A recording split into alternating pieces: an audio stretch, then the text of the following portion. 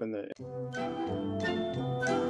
These days, so many podcast hosts just riff through unprepared segments until they get to the next ad break for pills they know nothing about, cheap razors, and whatever else they can get a buck from. But the Higher Side Chats does it differently.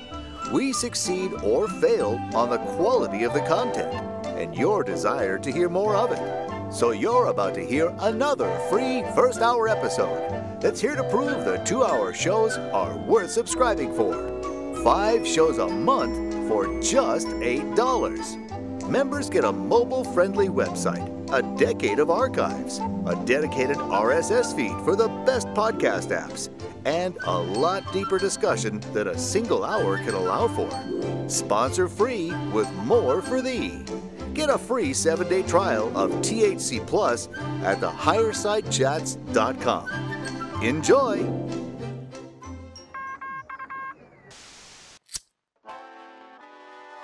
the 1930s, President Franklin Delano Roosevelt addressed the nation through a series of radio broadcasts known as the Fireside Chats. His aim was to reassure the common man that our society would recover from its troubled times. Well, we're far from 1930, and I deal with a different kind of fire. For a new era of worldly frustration, we offer a fresh conversation. I'm Greg Carlwood, and these are the Higher Side Chats.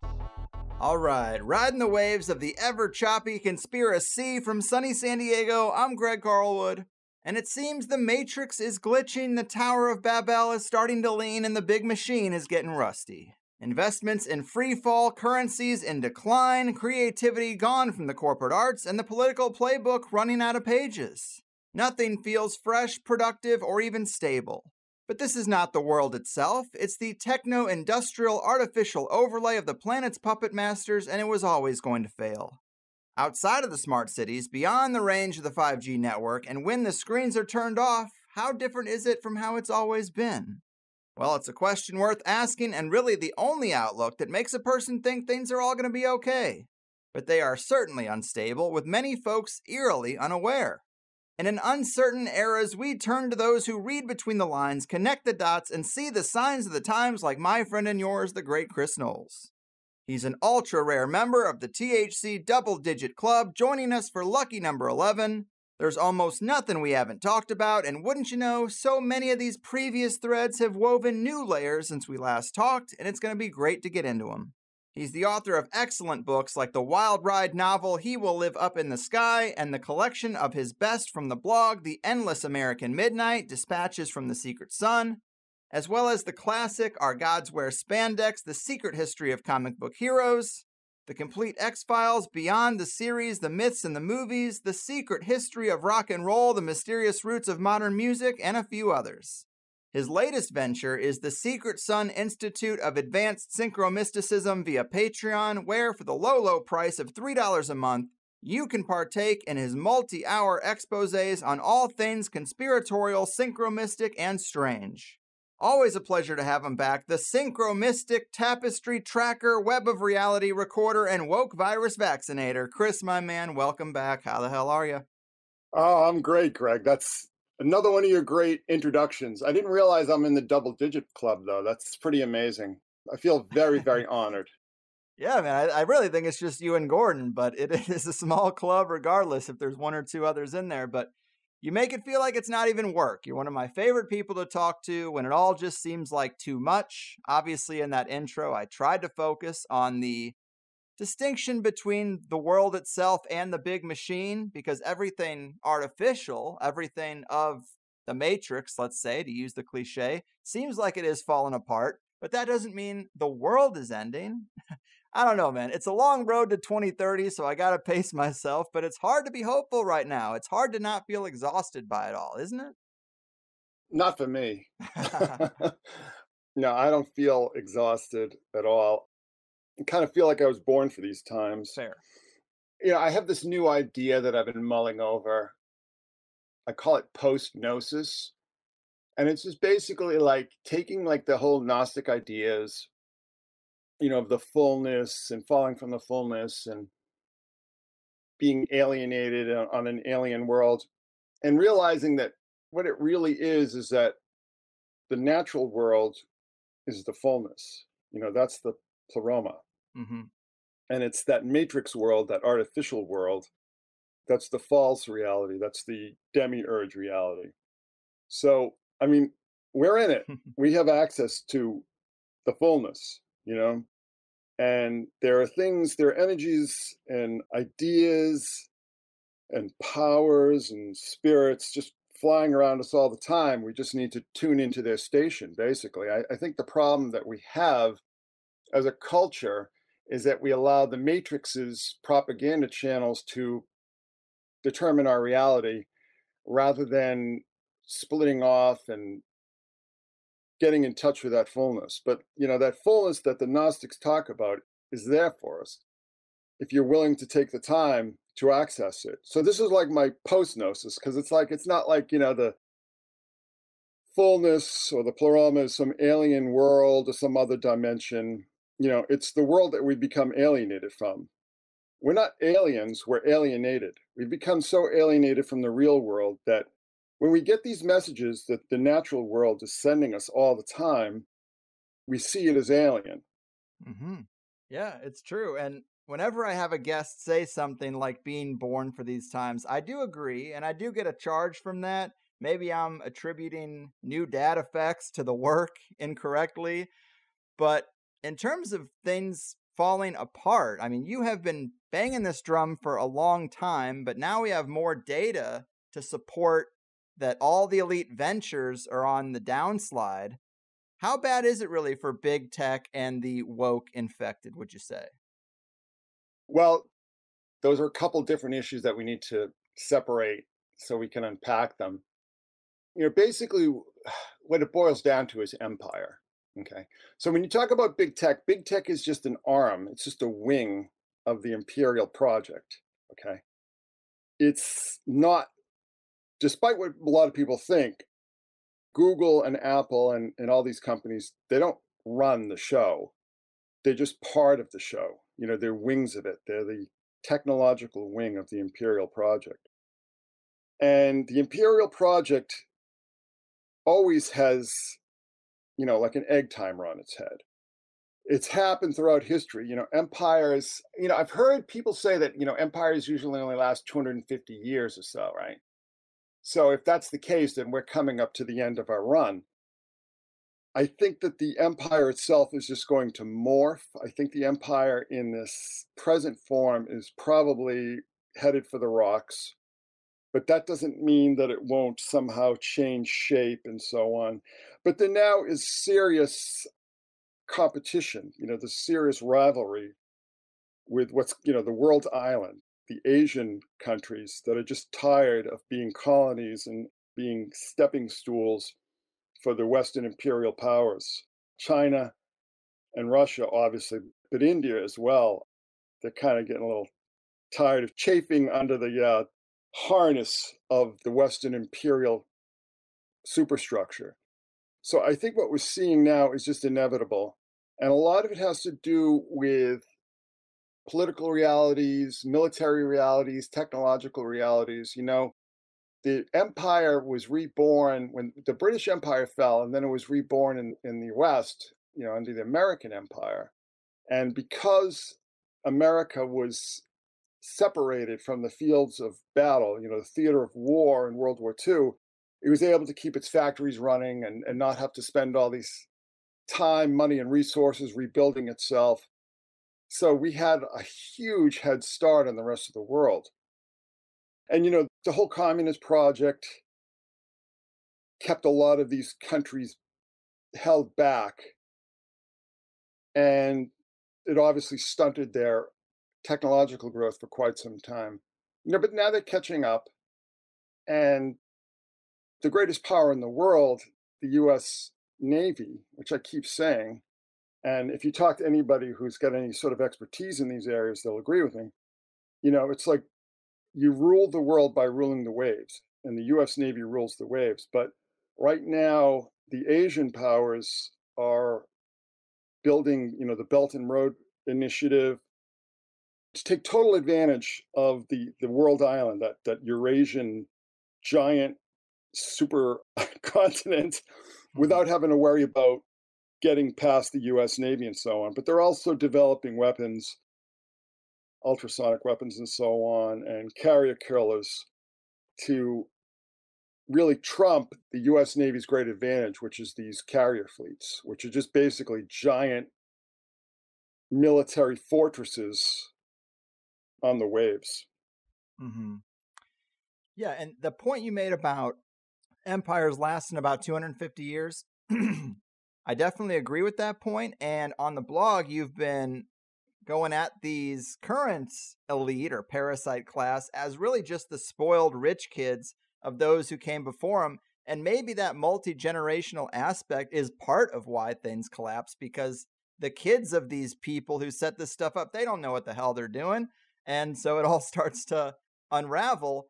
But another point I was going to ask you about is, you know, what's coming out of the World Economic Forum and the Gospel of Klaus equates some of the turmoil that we're going through as an engineered collapse, especially in the West. And there's this idea that they got to take down America for the Great Reset to rebuild a global nation loyal to them. So it's sometimes hard to equate some of the troubling data as elite offspring incompetence versus working towards their downstream goal of collapsing this empire and then giving the elite too much credit when they're really just running us into the rocks. What do you say? Yeah, I think they're making it up as they go along, to be honest with you. No, I really do. And if you watch those the Davos conferences, you really get a sense that these people just really aren't that bright.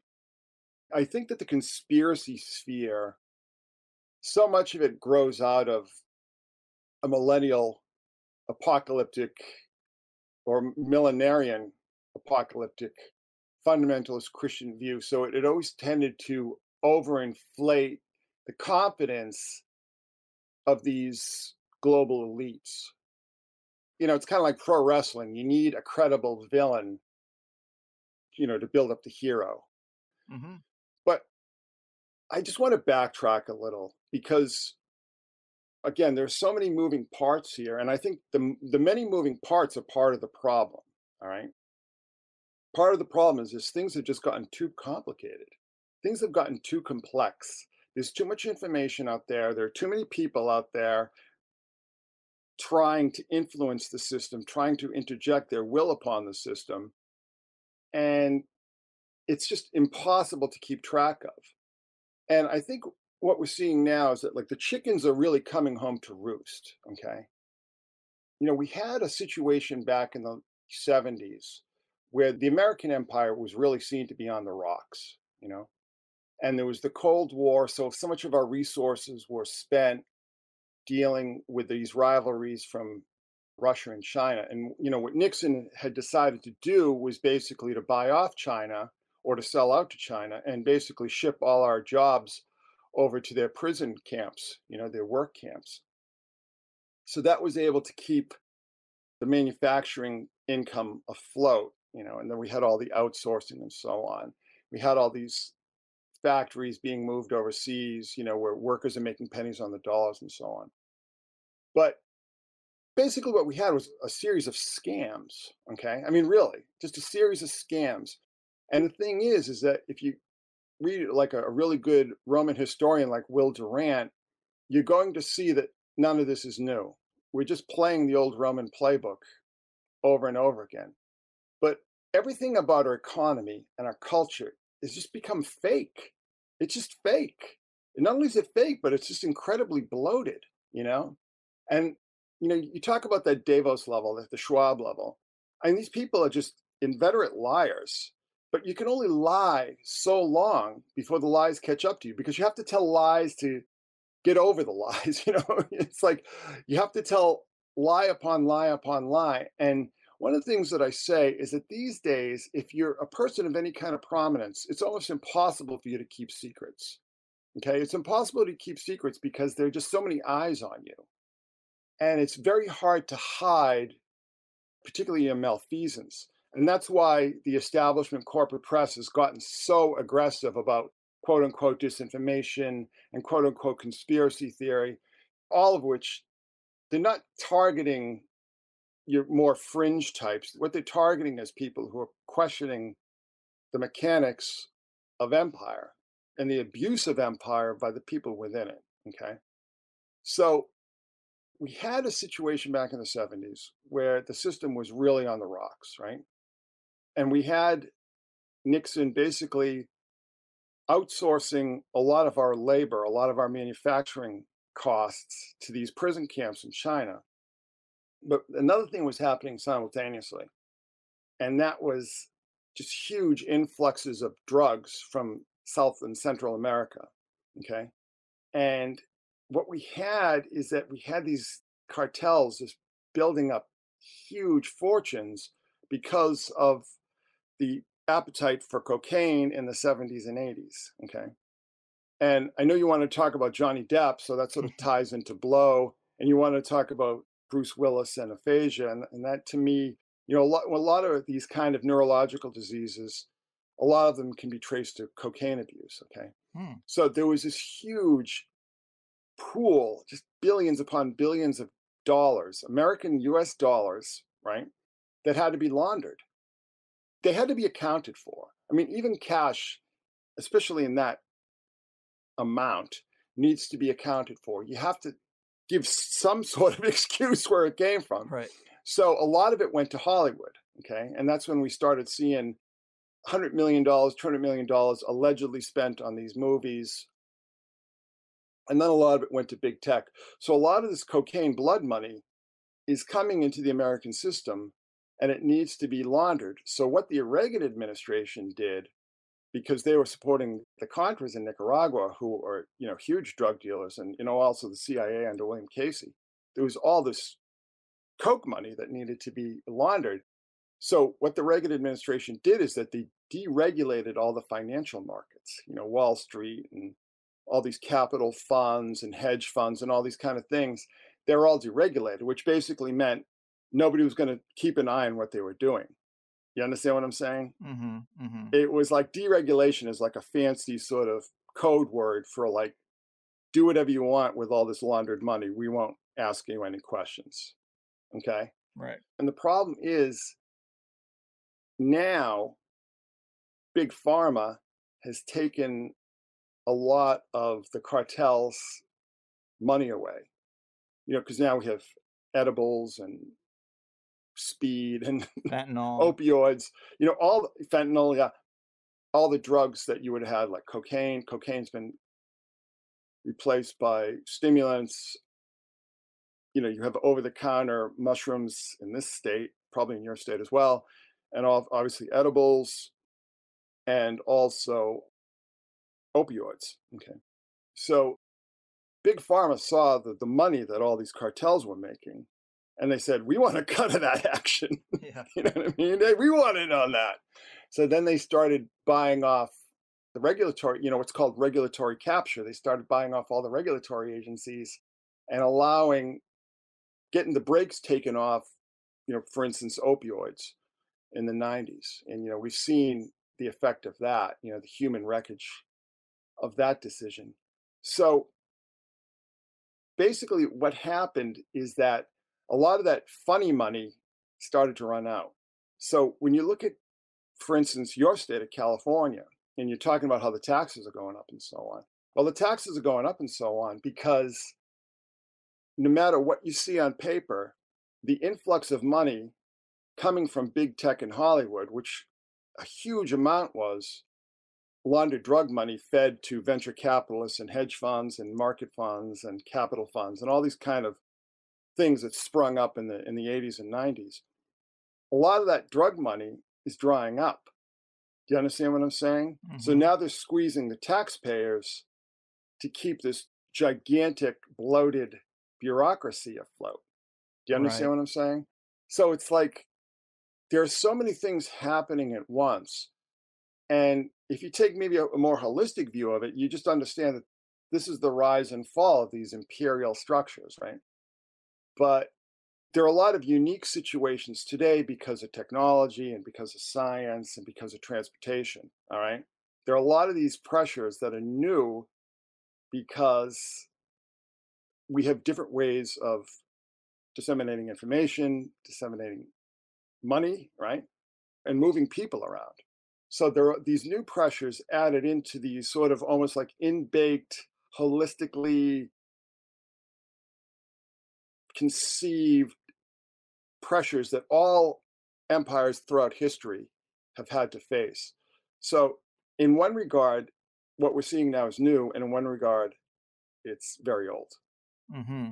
Well, on that subject of it being new but old, to fold in a little esoterica here, I didn't know this until I saw your post, but the Egyptian god Ra is often spelled R-E, or it was maybe originally spelled R-E, and the Great Reset is basically the Great Ra Set.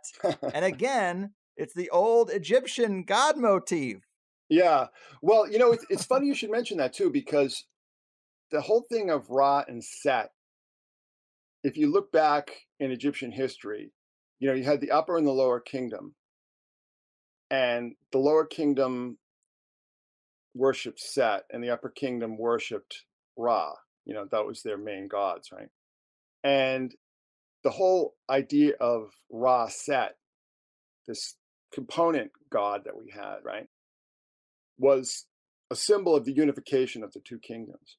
So when you talk about like the Great Reset, which is kind of like a strange term, it's always kind of bothered me. It's always just like, But there's a guy on Twitter named A Conscious Abyss who is talking about Set, and I'm like, okay, well, that's half of the equation. What's the other half of the equation? I'm like, oh yeah, of course, Ra, Re. So it is this whole idea of unification. So the Great Reset, I think, in this regard, would be the unification of like the Anglosphere and the European Union. So basically you have like what are called the Five Eyes, the Anglosphere, which is Canada, America, Great Britain, Australia, and New Zealand. And that's basically, on a functional level, that's sort of like the Byzantine Empire to the British Roman Empire, right? So the Anglosphere, the Five Eyes, are basically the Byzantine Empire, right? And I think the Great Reset is, and why it was chosen, why the terminology was chosen, it's the reunification of the Anglosphere with like the greater European project. So it's just like great European empire, okay, where all the European territories and European derived territories are sort of reunited. I think it's insane. I think Klaus Schwab is an absolute lunatic. I think the man is completely out of his mind. And if you really watch some of his talks and listen to some of his talks, he just talks like absolute nonsense. And he basically sounds like a science fiction fan on Reddit talking about his futuristic ideas. And there's actually a very funny video where he's talking to, I think it's Larry Page from Google, right? And he's talking about all these ideas about brain implants and this, that, and the other thing. And like Larry Page is like, oh, slow down. Those things are conceptually possible. Are they really, well, maybe one day. Stuff is never going to happen. Like I keep saying, the bulk of the world will be lucky to have internet in 10 or 15 years. And, it's funny because I don't know if I was talking about it in your show, but I was talking about how I just didn't trust crypto, right? Because crypto really relies on a state-of-the-art internet. And, of course, we're seeing crypto crash now. But, yeah, that's why a lot of, sort of these Wall Street Cassandras are telling everybody to get into precious metals and so on. But, yeah, the Great Reset is just a joke. Klaus Schwab is just an absolute weirdo. And the World Economic Forum is just basically a clearinghouse for every dopey, futuristic, cast-off idea, from transhumanism to, Agenda 2030. All this stuff is never going to happen. It's just never going to happen. Because all these ideas were conceived by, these think tanks where people were just paid to just throw any idea against the wall, but also with the assumption that there was going to be this endless fount of free money, of low interest money and drug money and all this kind of other sources of currency.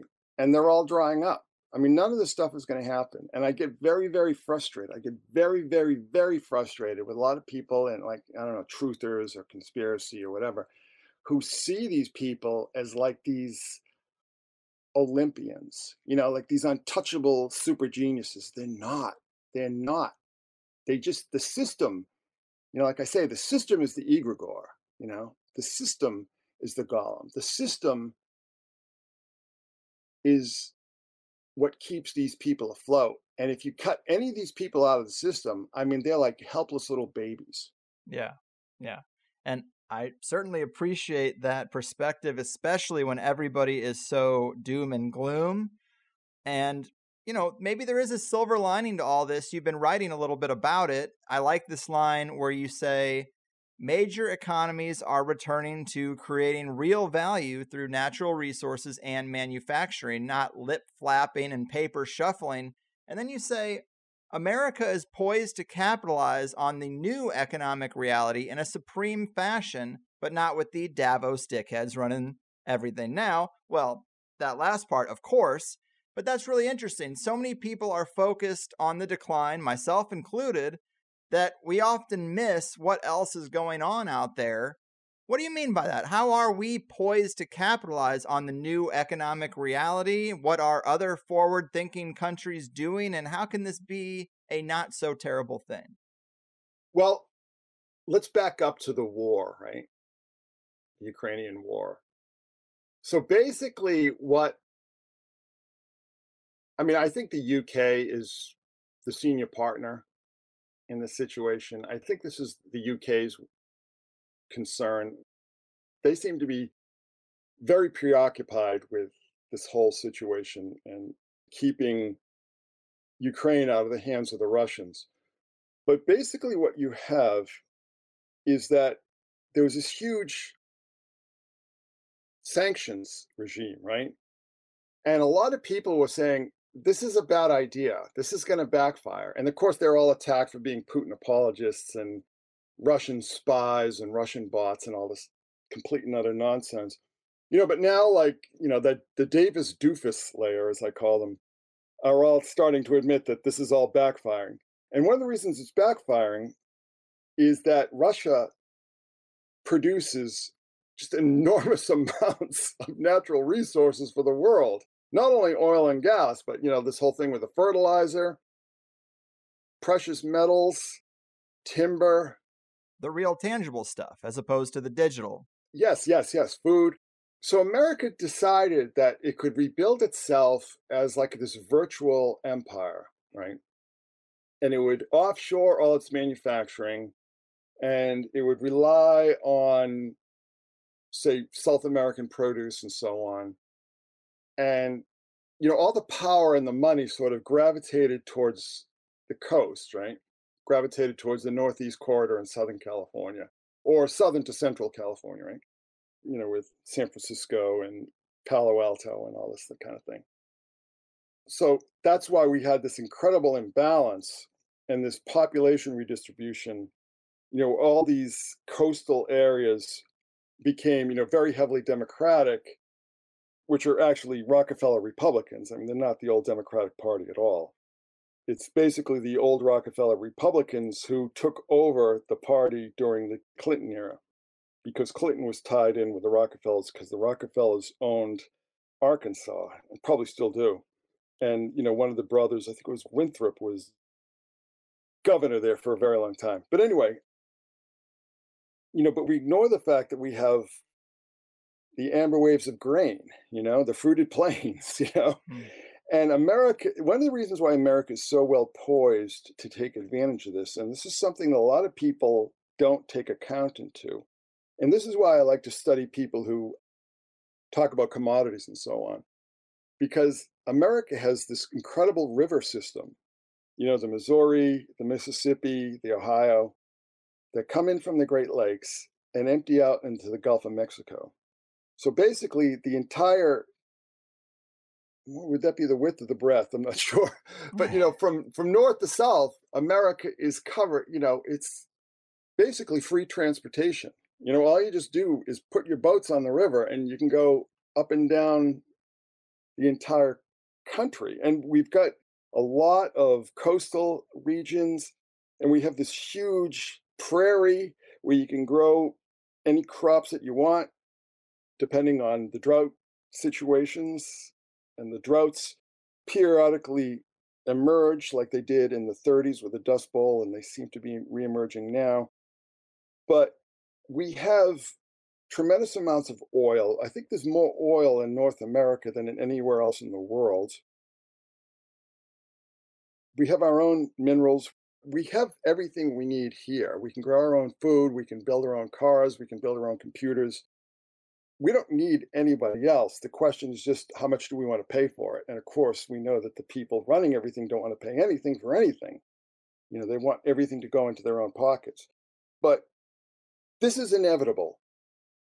The sanctions regime just encouraged Russia to pull away from the system that was really bleeding it dry, like the SWIFT system and the World Bank and all these kind of things. So basically, I don't know if they even realize it, but the Davis doofuses did Russia just a tremendous favor. It's forcing them to rely on their own unbelievable bounty of natural resources. And that's why, the ruble is higher than ever, and Russian gas and oil are trading at prices higher than they have been since before the sanctions took hold. They basically are taking over and nationalizing all the corporate property of the companies that left the country. It was just a really bad idea to cut them out, just not to give the Russians any incentive to play ball.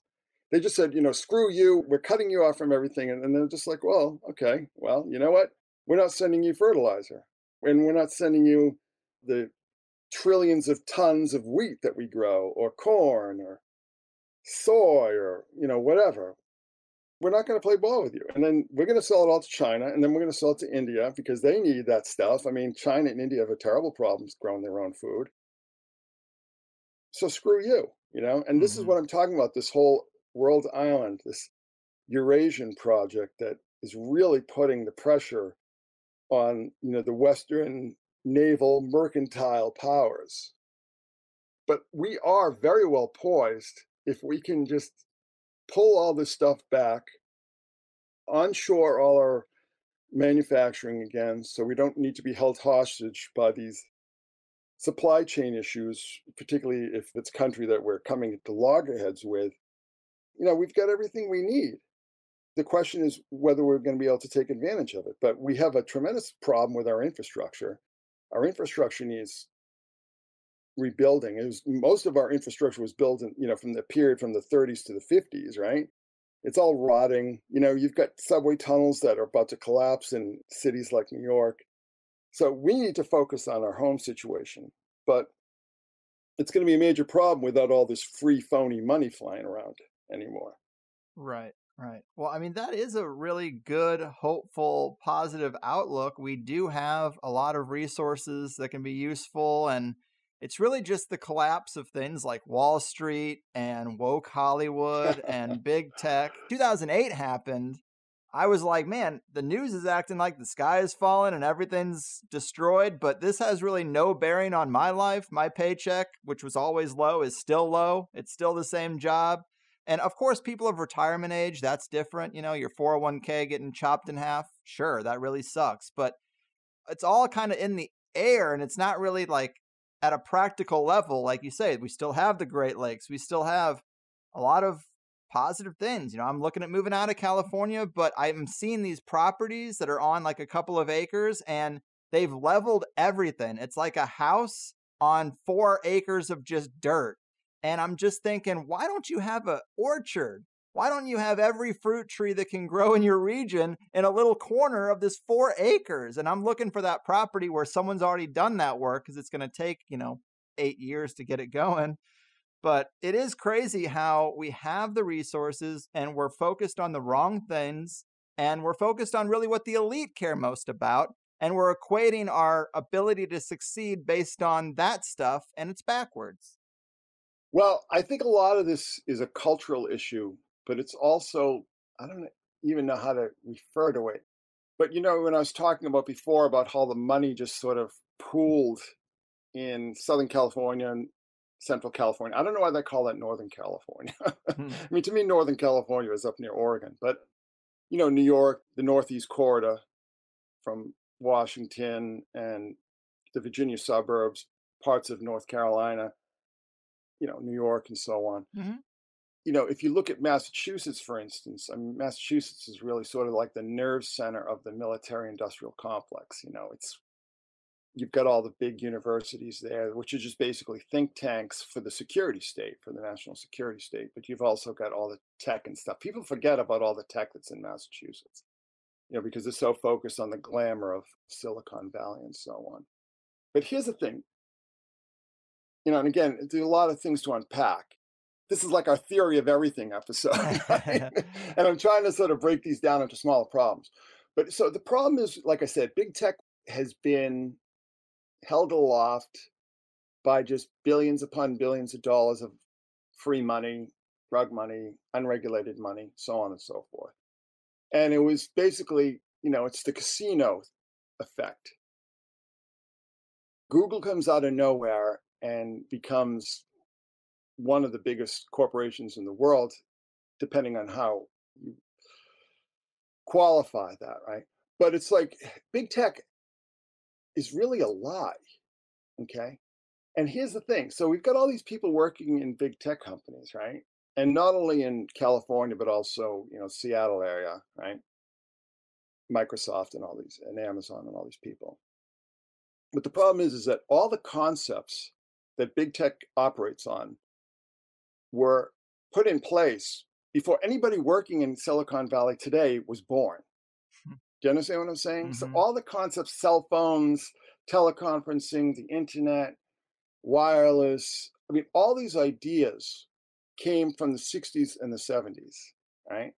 A lot of it came from Xerox PARC in Palo Alto. And, is Xerox even like a significant corporation anymore? You really don't hear about them that much.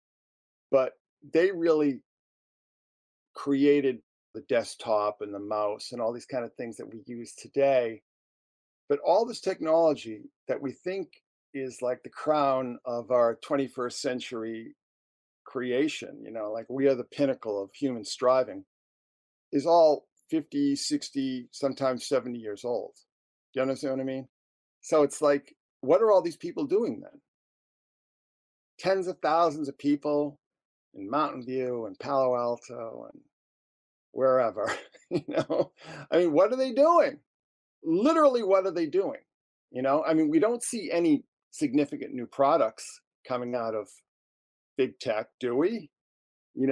Google makes a ton of money on the cloud, but their consumer products are pretty poor. I mean, I don't know anybody who uses like their spreadsheets or their word processor or any of these kind of things that think that they're state of the art in any way, shape, or form. And Microsoft Word is not nearly as good as it was 20 years ago. I mean, it just becomes bloated because what you have is that you have frauds and mediocrities. They've got to justify these incredible salaries that they're making, this incredible lifestyle that they have.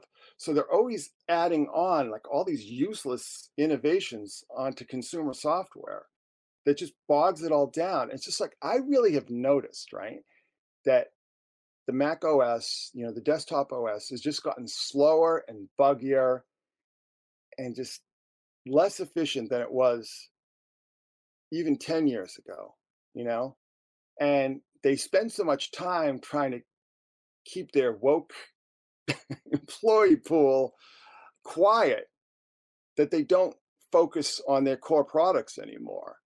And what we really have is that we have tens of thousands of people employed, maybe even hundreds of thousands of people employed in big tech who aren't creating anything real.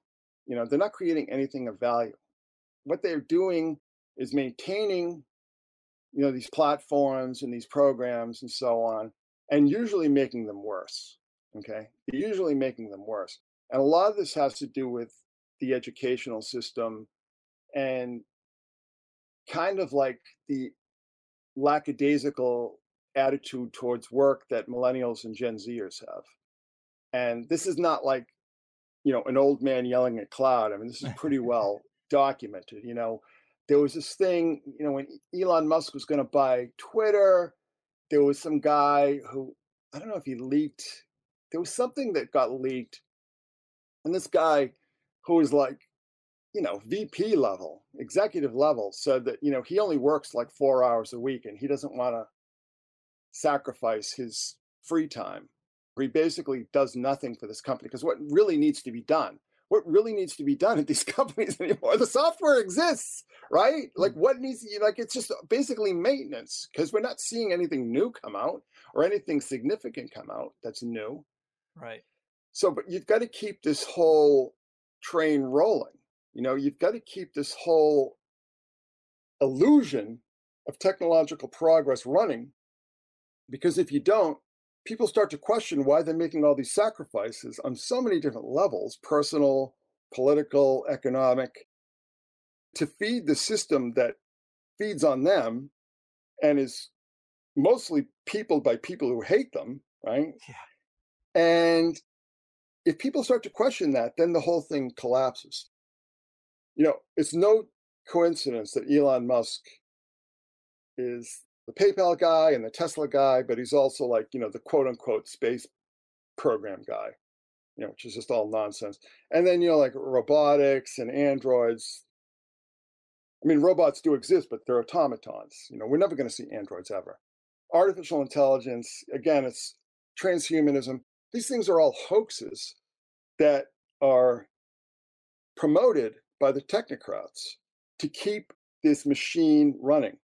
And they feed this stuff to Hollywood, and Hollywood becomes they become accomplices to this whole scam, this whole hoax, right? Mm-hmm. But this goes back to the 30s, when you had like all this World of Tomorrow stuff and The World to Come, that movie from the 30s, where it'd be like this great future, because everybody was like living hand to mouth during the Great Depression. So this is like the carrot.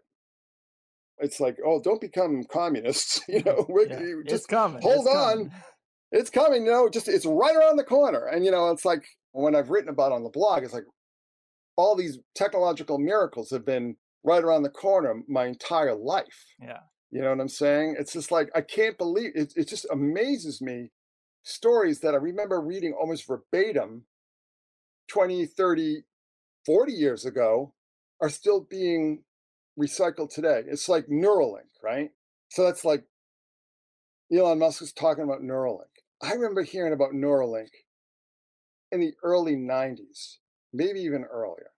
Okay, so this is like this pipe dream that just they keep pushing, and they'll do these sort of like all these little demonstrations, and they're all just faked just to keep this machine running. Because if people start to question technocracy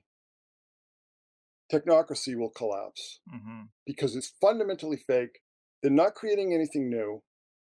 They're making enormous amounts of money. I mean, all these people are making enormous amounts of money for doing next to nothing. In the post-COVID area, a lot of these people don't even work anymore. They just collect a salary and stay at home. You're hearing this a lot, right? And like I said, the easy money, the interest-free money, and the drug money is all drying up. Yeah. So it's like they're facing this crisis point. And it's like, you're talking about leaving California. And to me, like, California is so much different. Like, I remember going to San Francisco back in the 80s, and it was wonderful. And it's just like a warm, lovely place with like really friendly people, and just a great environment, and just it was almost like a giant college campus or something, right? And look at it now. I mean, look what it's become. But to me, it's like it's on a deeper level. To me, it's on a metaphysical level. And this is what I say, and this, I can talk about all this nuts and bolts stuff, and when I start to get metaphysical and spiritual about this stuff, people like, oh well, this guy's just nuts. That's our favorite part around here. Yeah. So it's like California, to me, it's become fundamentally evil. That's what I was picking up on like the past few times that I've been there. Is that like, why does it feel so different? Why does it feel cold and hard and unwelcoming? And I think it's because it's become a fundamentally evil place. And the reason being is that it's controlled by fundamentally evil, fake hoax industries like big tech in Hollywood. Okay. So much of the money is obviously real estate. Real estate, you're asking about like these houses just sit in the middle of this huge arable plot, right? Mm-hmm. But that's because they can make more money from a mansion, and I'm sure the people who move into that mansion will be screaming about global warming when they're paying, $1,000 a month to air condition the place, I mean, it's all fake. It's all fake. It really is. I mean, yeah, of course, Hollywood produces films, right? And big tech produces software and so on. But they're not producing anything new. There hasn't been a fresh idea coming out of Hollywood since at least the early 90s. Everything is just a retread. Everything is a sequel or a remake or a comic book. And again, all these industries are built on laundered drug money. So when you wonder why you have a state that gives rise to just all these hideous people, like, Gruesome Newsom and Chesa Bodine in San Francisco, just turning the city over to criminals, and these weird drunk old hags like Nancy Pelosi and so on. I mean, like, you just look at this and it's just like, this is a freak show. Yeah. Well, it's because of the spiritual malaise that I think has gripped California. I mean, I used to love California.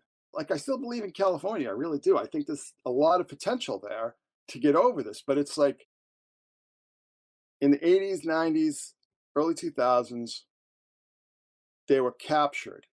California was colonized by the world of fraud and hoax. You know what I'm saying? Like the fake world. Right. Like, to me, the technocratic world is the fake world. Well, people always criticize me for living here, and I say, yeah, I agree with all the problems you have. All I really like is the natural stuff around me. That's all I really like. That's the part that's hard to leave. So it's not all that other stuff. I understand. It's not great.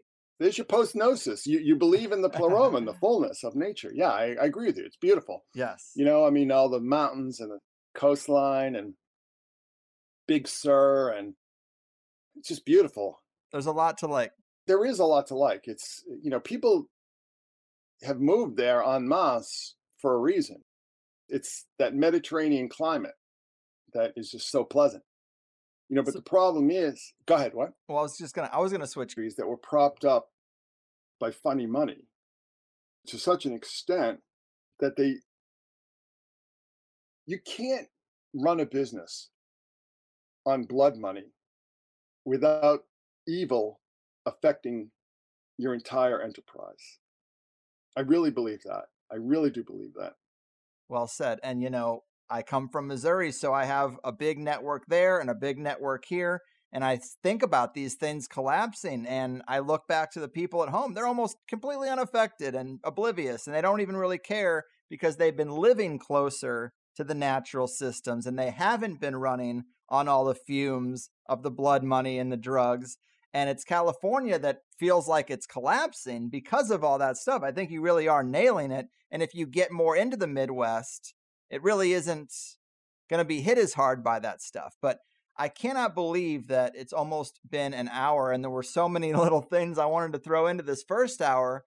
But, we'll see where we get. But that is a really good lay of the land and a real positive message about how don't focus on what the elite are doing. And when that stuff collapses, that's not the world itself. And Post-Gnosis is definitely going to make it into the title here.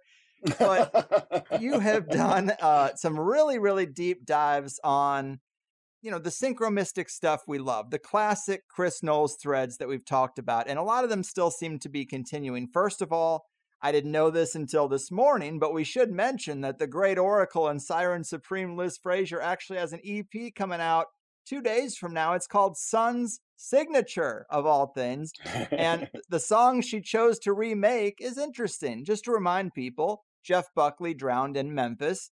Then rapper Young Dolph also died in Memphis on the 24th anniversary of Buckley's death. And his last video showed him at the bottom of a body of water. Well, she remade a song for the Sun's Signature EP. And of all the songs, it's one called Underwater. I think she knows what's going on. I think she's on to you, Chris. Well, There's a reason that I made, most of that stuff private, because you forget that anybody can access this information, and people are always Googling themselves and so on. It's like, I never Google myself. I don't want to know what people are saying about me. No, me either. I remember Frank Miller, he never read reviews of his work. This back in the 80s, he said, because the bad reviews hurt his feelings and the good reviews bloated his ego. Yes. So he didn't want to hear it.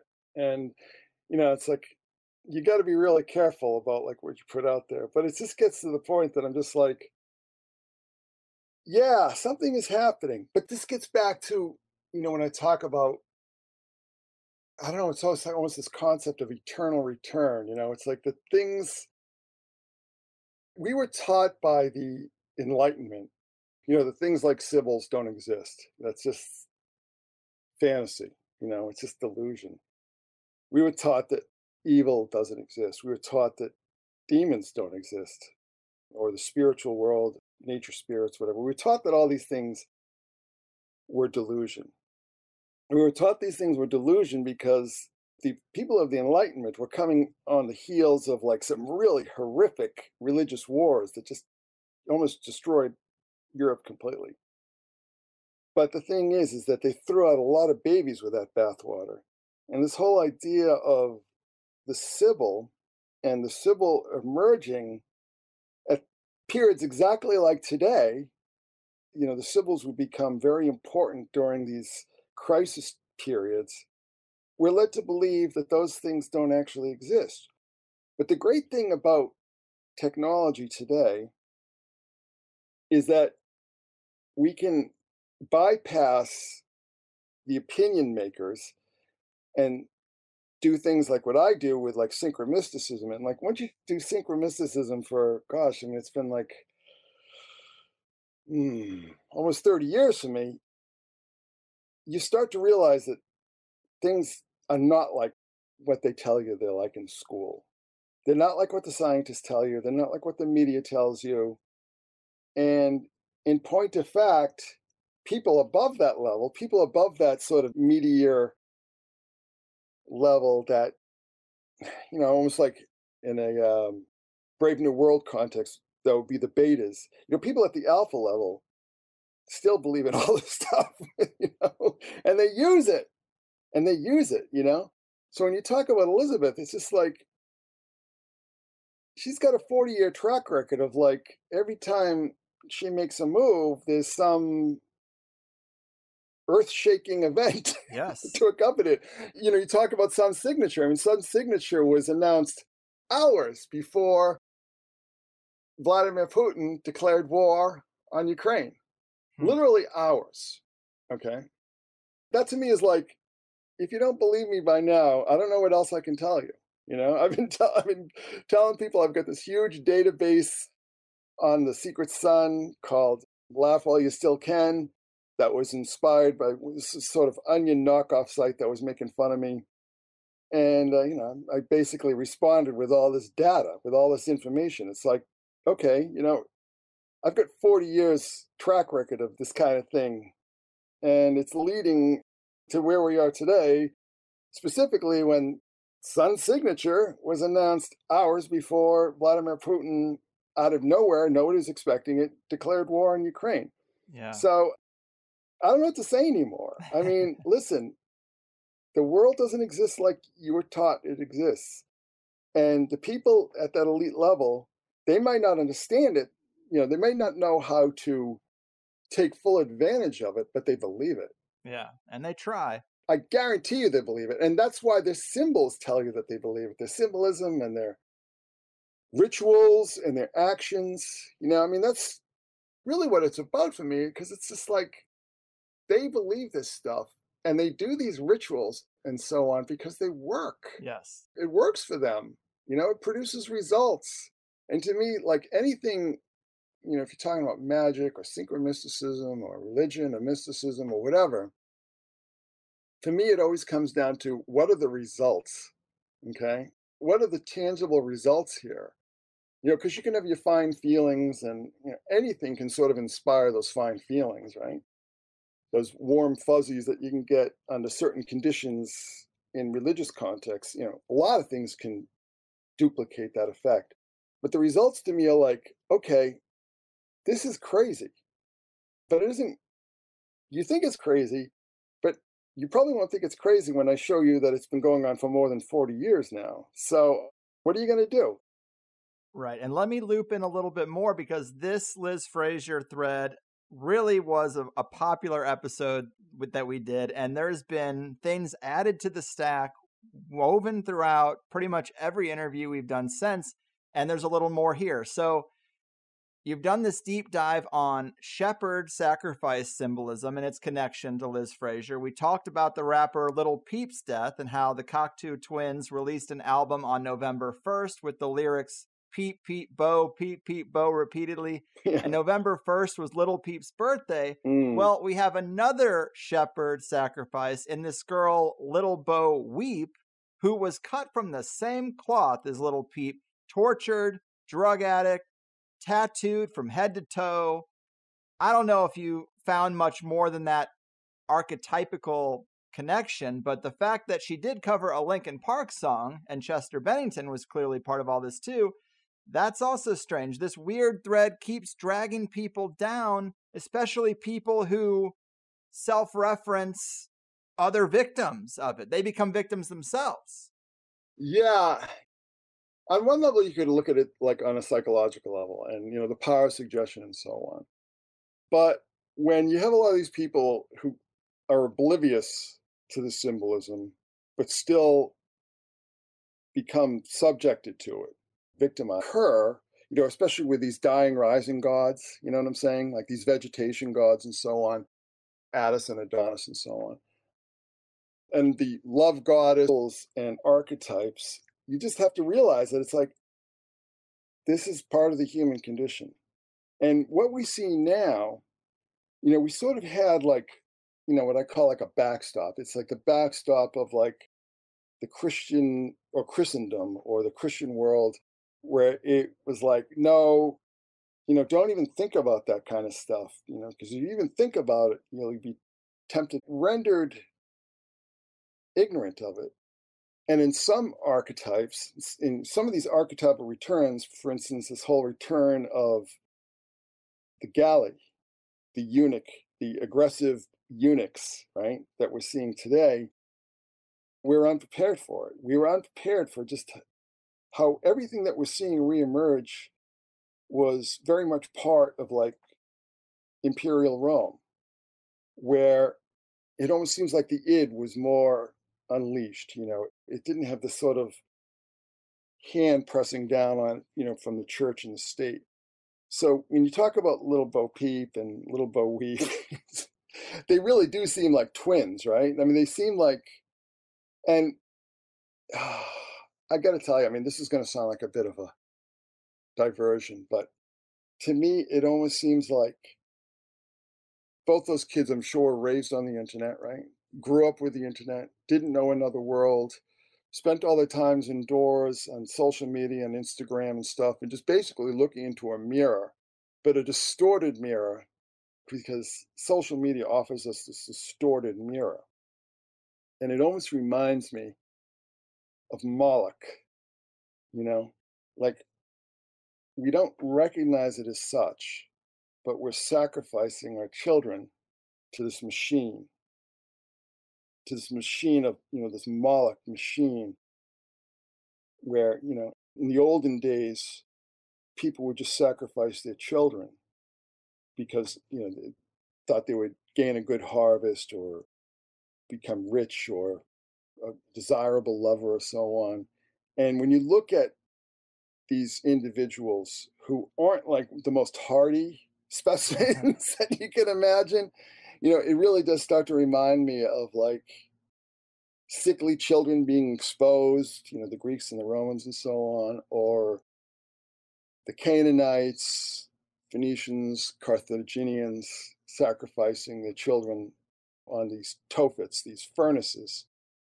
And the furnace to me today, in so many different ways, is social media and so on. And what we saw and seeing that again today. I think that, when you talk about the siren and the mermaid symbolism, it's so obviously tied up in this whole idea of ambiguity and dual identity. And that's why that whole trans organization in the UK calls itself Mermaid. So, I think that the mermaid symbolism is very much tied up into this. But I got to also tell you, particularly when you look at those two figures and figures like them, this whole idea of like Harry Potter and X-Men and all the super shows in these movies, and you just feel like it's there. You're like, you're almost there. But what do I need to do? Like, nothing else seems to work except for the whole trans thing. And that's where I say, like, I don't think that we would have this whole trans movement without geek culture becoming so ubiquitous. We need to transcend that. We need to rise above that, right? And I think that when you look at like the siren symbolism, like the siren in the ancient stories was like the beautiful song that caused the sailors to be dashed on the rocks, right? And I think that's the same thing. I think all this geek culture and escapism and anime, particularly anime and manga, because everything is so fluid as a whole, but it's a siren song. Like, I really do believe that it is like a siren song now, because it's causing all these young people to mutilate themselves, irreversibly mutilate themselves, to become lives and so on. And it is a siren song, you know what I mean? And if you look at both Little Peep and Little Bo Weep, it's like they were disfiguring themselves with all these tattoos and so on, right? They were disfiguring their bodies, not like structurally, but cosmetically disfiguring themselves. And chemically with the Avengers, or you're not Harry Potter, or you're not, I don't know, the Powerpuff Girls. You name it. It's had like this incredible negative knock-on effect that I don't think I really, I anticipated how and this was before Dark Knight, and this was before Iron Man, when this stuff really took off. It's kind of like saying, this is going to become the mainstream culture. But I was like, well, where does it go from there? And that's where I sort of stumbled in the book, because I couldn't figure out where it was going to proceed to, other than this whole idea of transhumanism. At the time when I was naive, I thought was real. But because transhuman isn't real, then we have this trans other thing, we have this other that calls to mind, Kybele or Cybele in the Latin, right? And Sibyl and Cybele are, seem to share the same root, because it's like these women in caves, And yeah, I just think we're just in just so much trouble. And, you talk about the Great Reset. It's like, I think we need the Great Reboot, I think we need to just like reboot everything, because we've been experimenting on our children for over 30 years now, and the results are disastrous. And not only in our children, but our culture, because, our children become, we send them to these horrible schools where they're taught all this nonsense, all this toxic nonsense. And then they get out into the real world and they don't know how to do anything. And this is one of the things when I talk about collapse. This is something that I've been watching for a long time. It's like a system is only as effective as the people who work inside it. So you're asking me about Ukraine. It's like, well, why is Ukraine such a total clusterfuck? Well, it's because the people in the White House who, all the older people are terrified of, who don't know how to do anything. Not only they're lazy and entitled and have no tangible skill set. This is what really worries me. This is so much more prevalent on the coasts than it is, say in certain like heartland places where it's still like, you go to school to learn things. You don't go to school to study gender theory or something. Yeah, totally. So we are just in so much trouble. And I got to tell you right now, and I know this will sound very pessimistic, but I don't think democracy can survive these generations. I just don't think it's going to happen. I don't think democracy can survive people who vote, who have no concept of the issues at hand, but are just totally manipulated by Hollywood and big tech. In your show, it's like, we need people who are going to get up in the cherry pickers during a hurricane to fix the phone lines or the cable lines or the power lines. we're running out of those people. Right. We really are. And the difference between a successful enterprise and a non-successful enterprise is the people. But it isn't just the people. So it isn't just the fact that we've got all these like poorly educated or miseducated, lazy, entitled, woke idiots. But, you know, the problem is also like the difference between a successful, say a successful startup and a non-successful startup. It's almost like the non-successful startup is like 99% there, but it's just that 1% that's just too far to go, right? Mm-hmm. And to get to that extra 1%, it's like a whole sacrifice and working around the clock and putting aside your interests to put everything you have into this, but it's also educating yourself for real and not just indoctrinating yourself. And we're running out of those people. And now we're starting to see like what they call the unicorns that were billion-dollar evaluated companies. You know, they're all failing one after the other. And because of the whole issue with the gas prices, I mean, you know, Uber and Lyft and what is it? You know, all these shopping, Instacart, where people are driving around for you, right? I mean, people can't afford to drive around for you anymore. Yeah, Postmates and that's. And big tech is really getting hit. But like all these kind of like laziness things like, oh, I don't want to do my own food shopping, so I'm going to call Instacart or whatever. These are the companies that are getting the hardest hit. And like everybody thought Uber was going to be like the biggest thing. Again, fake hype. We've been conditioned to believe hype. I can't tell you how many conversations with normies where I just hear people just regurgitating what is clearly public relations or some sort of sales, and they don't read any deeper, and they certainly don't read anything that is outside the corporate media. And it's like, we just can't exist with these people. We just can't. No, we can't. Yes. I mean that. I know. The system, the US, I think, is going to break up. Yeah. And I've thought so for a long time because it's just too different, you know? And it's become so much more polarized now, right? And we have just like people just hating each other. But you go on Twitter, right? And you think like, oh, these people are educated and they work at, you know, these think tanks and universities and big magazines and networks and so on. I mean, these people are the adults, right? These people are the grown-ups. And you read it and it's like you're stuck in 4chan, except for they hate somebody else. Mm-hmm. You know what I mean? I mean, these people talk like children, like grown-ass men, middle-aged men that just go on these like woke rants. And part of it is because they're terrified not to, you know, because like, oh, I'm a middle-aged white guy in this completely woke industry. You know, it's like, if I'm not the wokest of all, my 6-figure income is gone. I had a lot of notes on woke that we haven't even got to. I don't know if you want to get into them. I know. I mean, I can go on all day. Listen, I mean, when would he start? Like, started at 2? On the Riverside thing, you can see the counter for how long we've been actually recording. So we're a little bit past an hour. Oh, okay. But this is going to be a long first hour because I wanted to throw another log on the Liz Fraser fire just to wrap up that thing. But if the new EP, Sun Signature, is pulling you in, this other loop with Foo Fighters drummer Taylor Hawkins pulls me in because it pulls in my birthday, March 25th. Oh. And just like the Little Bo Weep chick, these artists are always referring to each other, maybe subconsciously, but Taylor Hawkins did a piece for Rolling Stone, 5 songs I wish I wrote, and one was So Real by Jeff Buckley. Then we have that episode of The Monkees with Jeff Buckley singing Song to the Siren. We talked about that before and how important it is to this whole saga.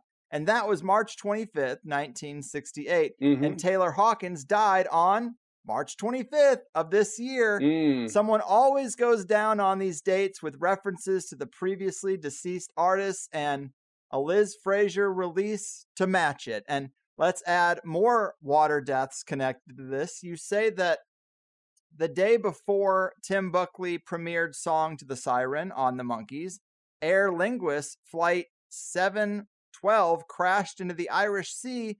And the same day this Mortal Coil's Song to the Siren was released, Cal Flight 007 crashed into the Sea of Japan. Very creepy stuff, man. Planes don't crash into the sea all that often, so that is a wild coincidence. Sea swallow me. Yeah. Yeah. Yeah. Well, Flight 007 was shot down by the Russians.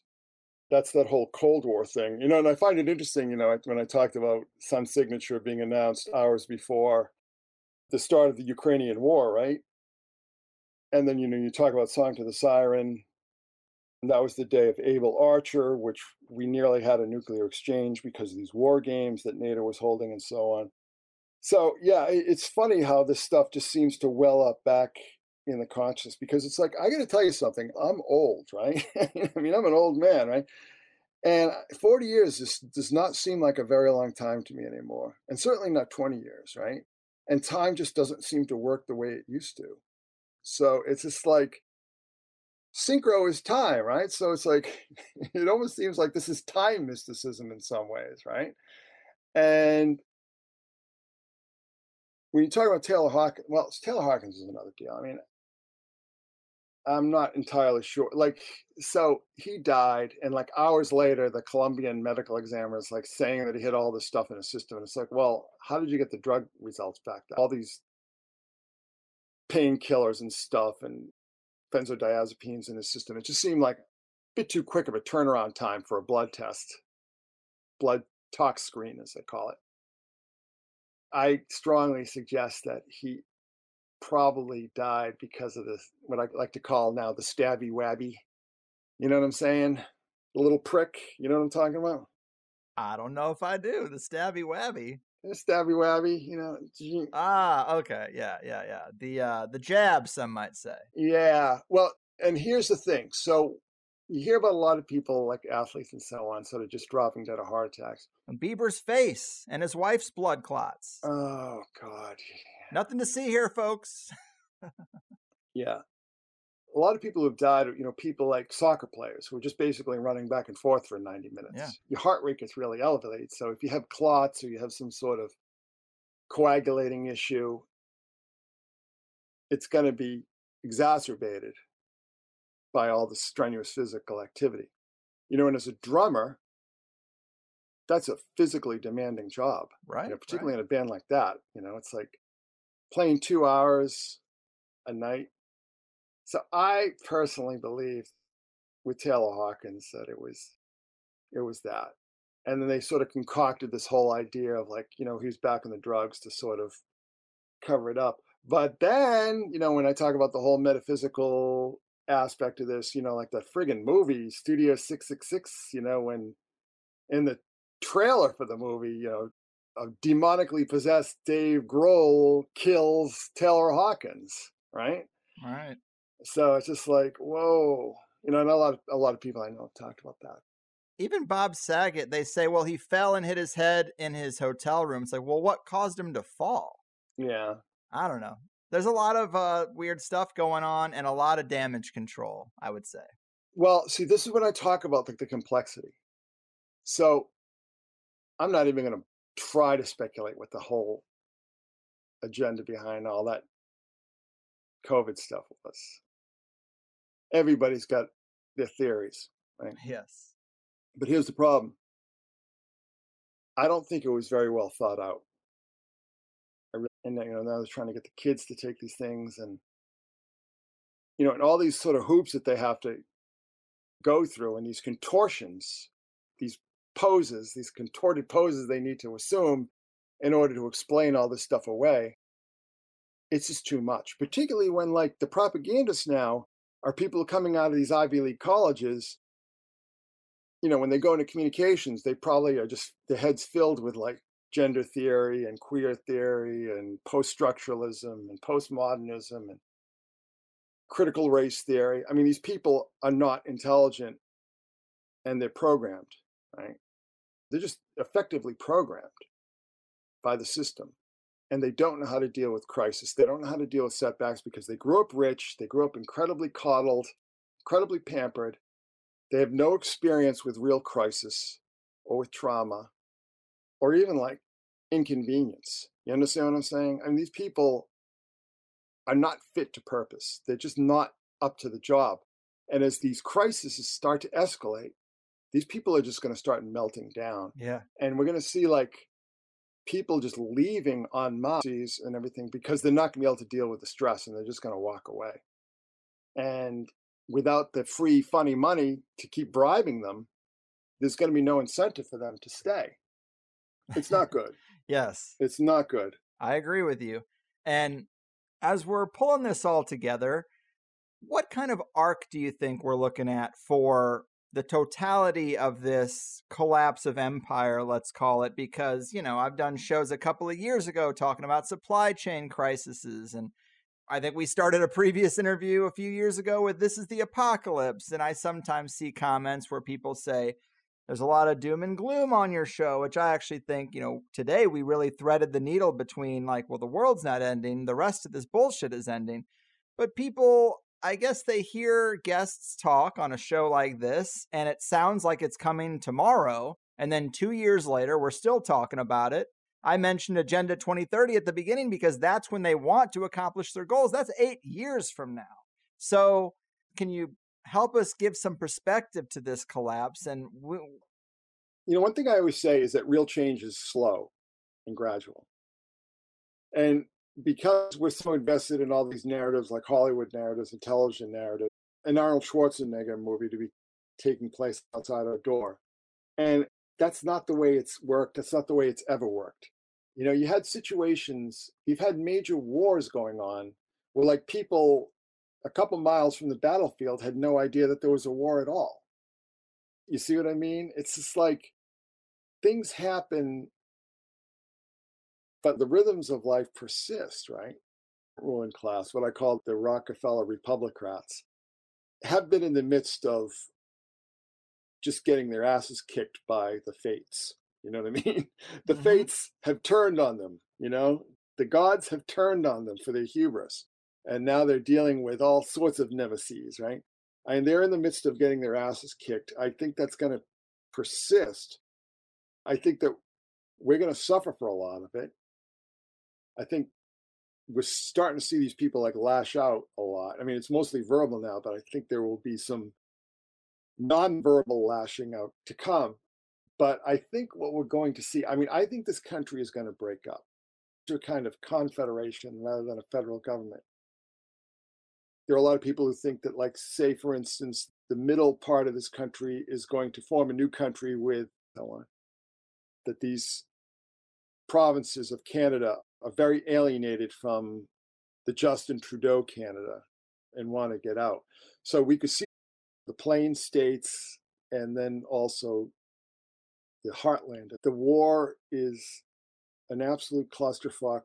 And I think that what we're going to see, and we're starting to see now, I mean, we're literally starting to see, even at the Joe Biden level, is that the people who were running this shit show are going to try and disentangle themselves from it, and they're going to start pointing the fingers at each other. I mean, it's going badly. It's going to continue to go badly. And most serious observers said from the beginning that it wasn't ever going to go well.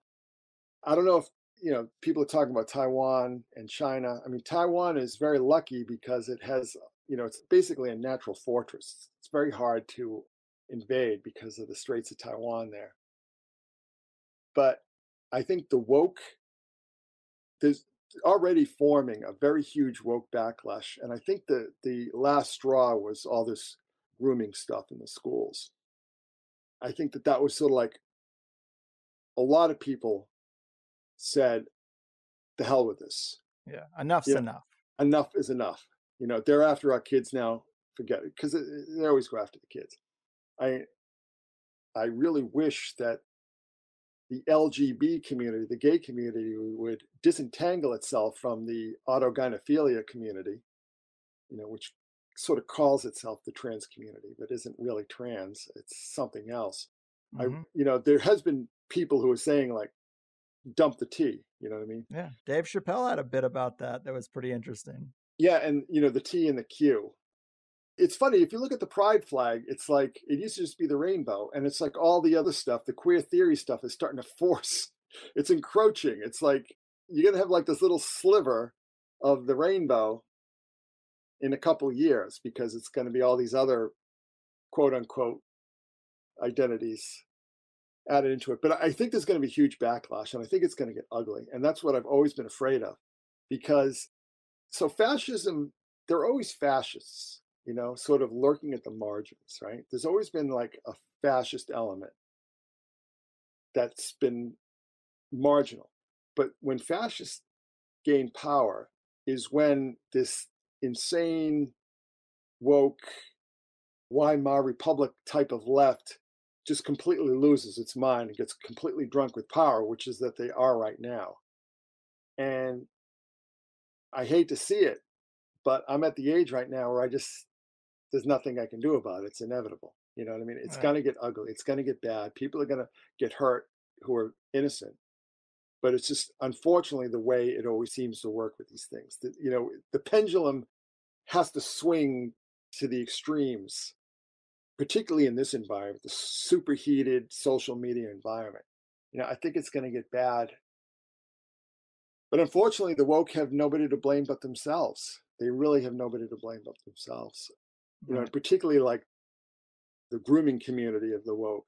And that's really what they are. I mean, if you're taking kids aside and teaching them about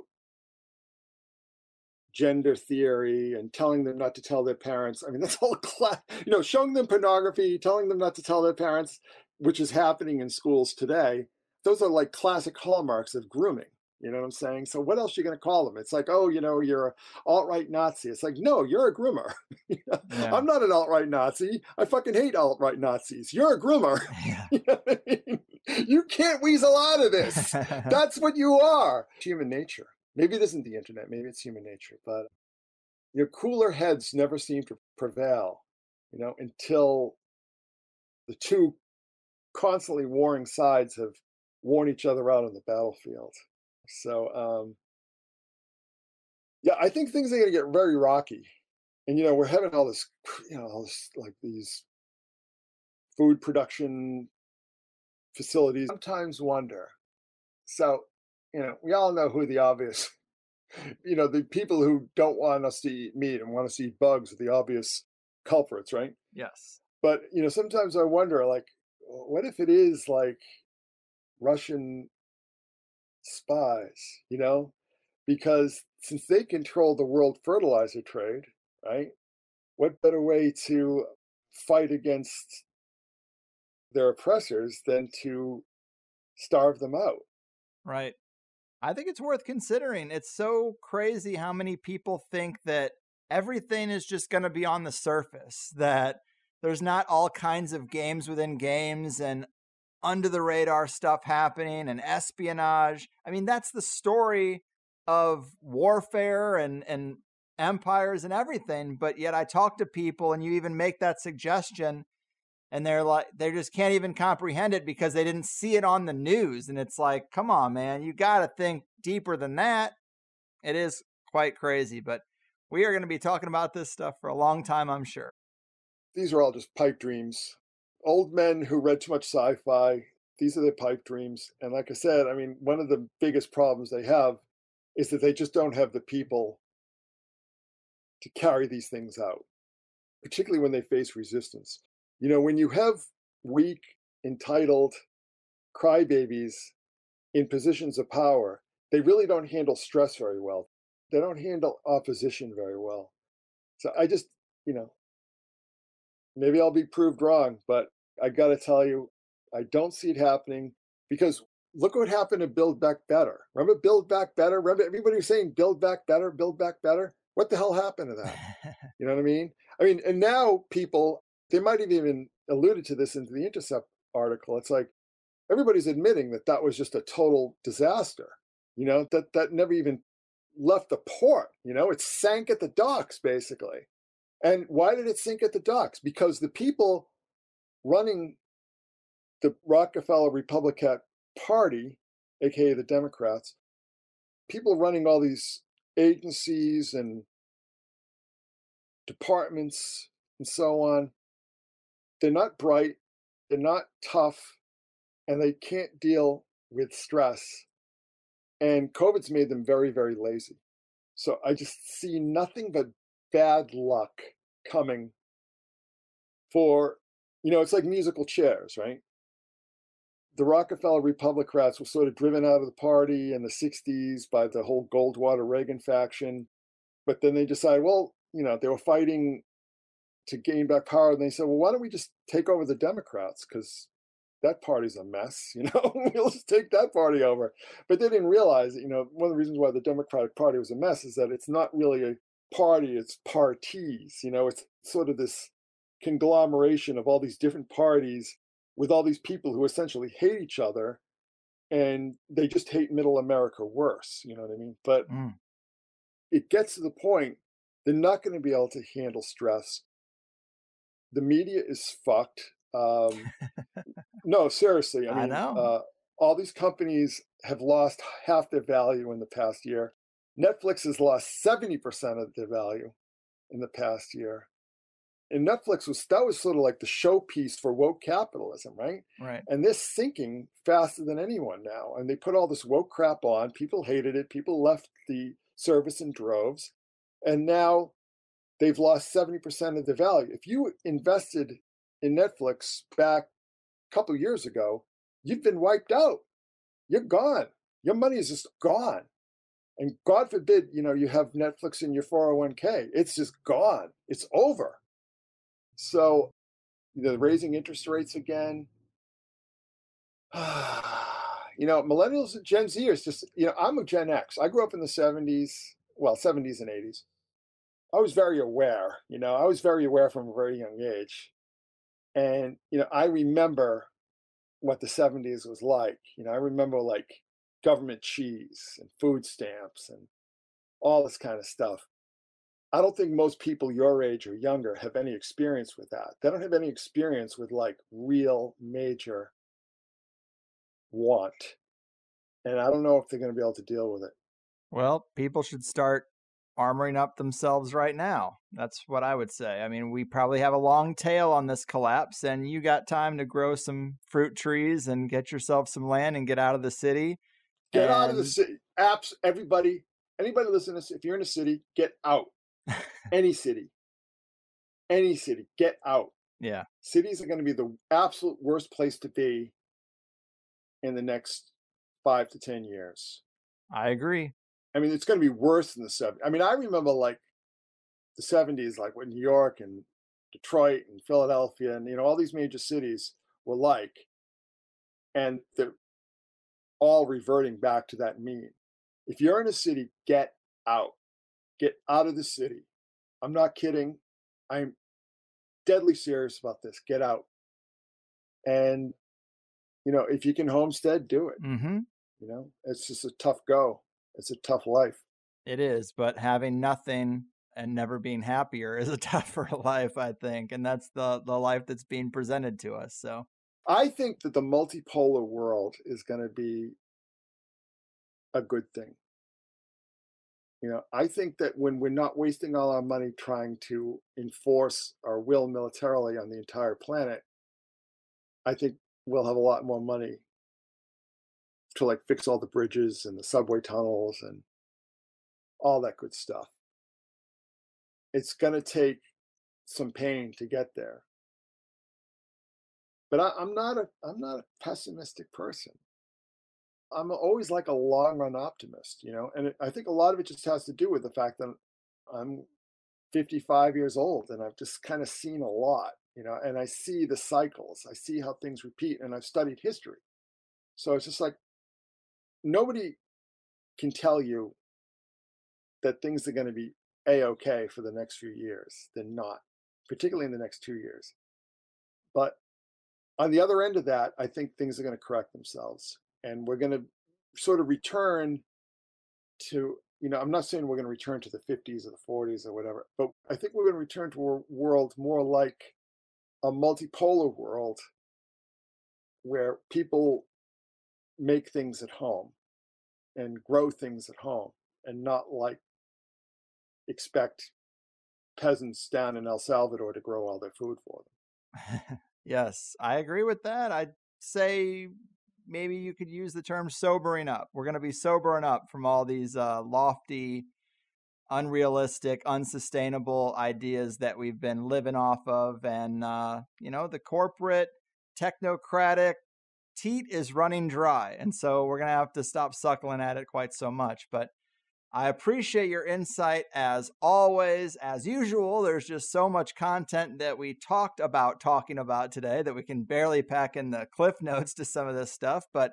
you've blogged for so long, connected all the synchromistic dots, and you provide a great service to humanity. Thank you. I'm glad you finally did put the Patreon together because you should be compensated for all that work, and it seems to be going really well and has allowed you to do these deep live streams now. It's really great, and I hope people will hop in there if they want more of what you do. Anything else to leave them with?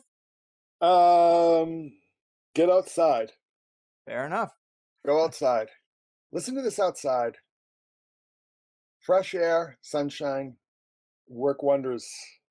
They really do. Yeah, it's good medicine. Take care of yourselves and love people. Yeah. And hold the people who you love close to you. It sounds like a greeting card, but the reality of it is far more powerful than you can imagine. Right. Well, I know you've been freelancing for Hallmark, but you got a lot of irons in the fire, man. Yeah, right.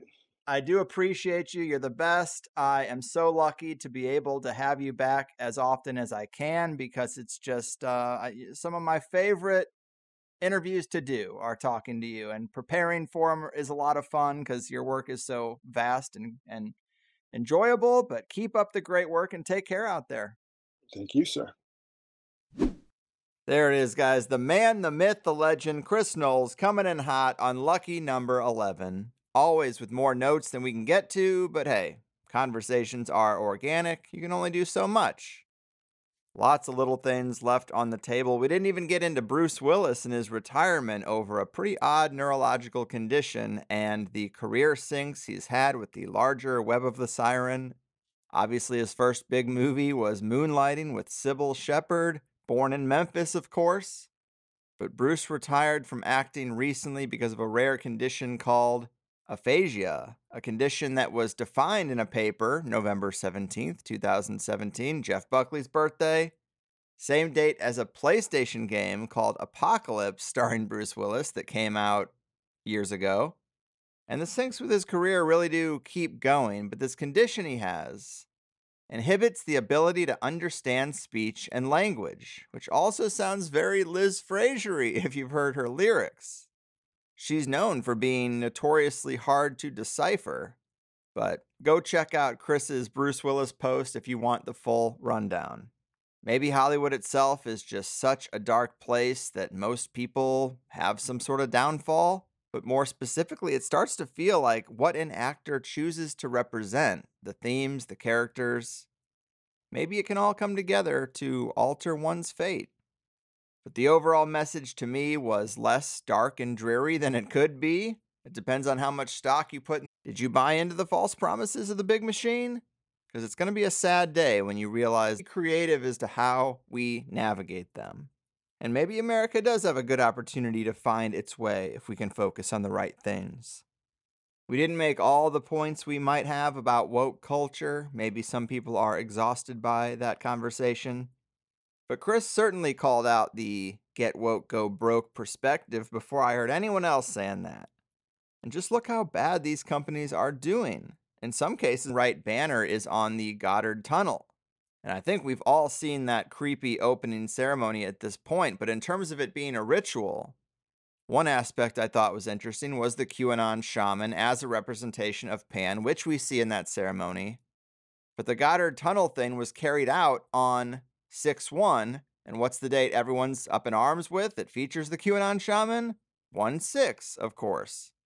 The show, if you liked the first hour, you know you would like the second. We have so many great... Shame it took us an hour to get there, but we also talked about Dr. Bender, Wonder Woman, and Dr. Bender's crimes against children. That gets pretty dark. We talked about Damien Eccles, the West Memphis 3, High Magic, and Druidic Bog Sacrifice. Pretty much as dark as it gets. But that fits right into Stranger Things because that new character who's a little erratic and is kind of framed for a situation is based on Damien Eccles. We talked about the Washington Post, wokeness, and collapse, and that whole little dust-up that happened, the hierarchy of birth privilege as opposed to competency, and the strange ongoing story of Ezra Miller, the guy who plays the Flash. Or did, because I think that is all getting burnt to the ground right now. If you know, then you know.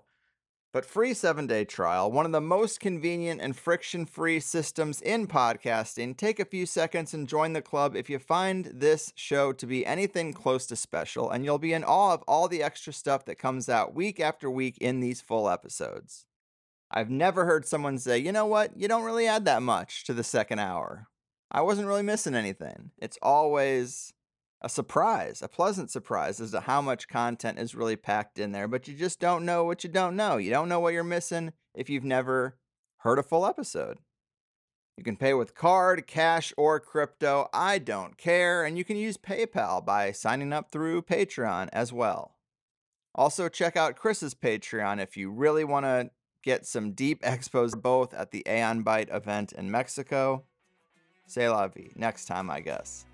But take care of you and yours. It is getting hard out there for a pimp. I've done my part. Your move, ritual web weavers, woke virus super spreaders, and entitled technocratic tyrants. Your fucking move. Sometimes when I get down, I eat a bunch of corporate junk. Processed stuff that makes you fat. Yeah, it's a weak and sickly people making industry. Don't tell me lie. Discipline is no fun, I find. Denial makes it all gone. And I don't have to face it, that's right. And you're wrong.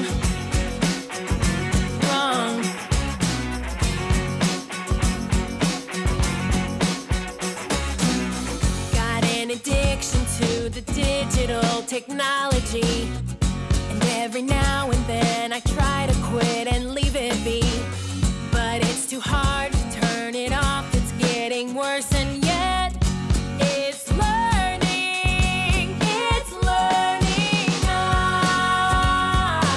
I see discipline is no fun, I find.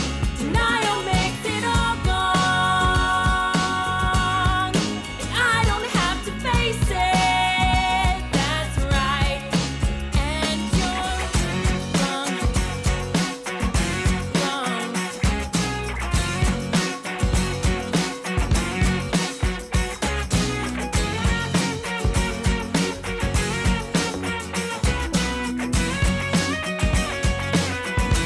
Don't tell me lie.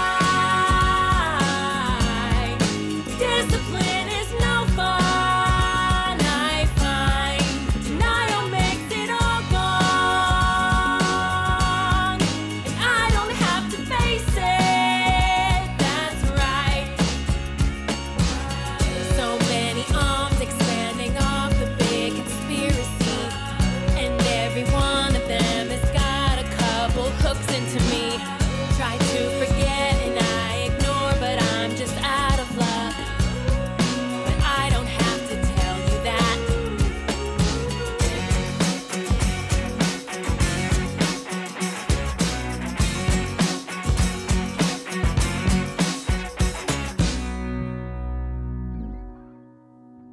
And that is another show complete. Remember, as much as you enjoyed this, which is just the free first hour, I hope you'll become a Plus member to hear the full 2-hour interviews.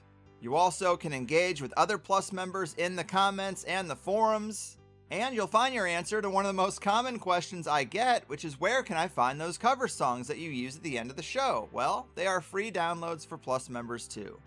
And without Plus members, I can't hire the occasional musician to bring these odd cover song ideas to fruition.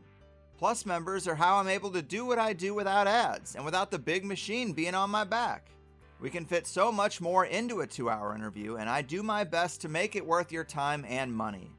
The conversation only gets deeper, weirder, and more controversial in that private hour.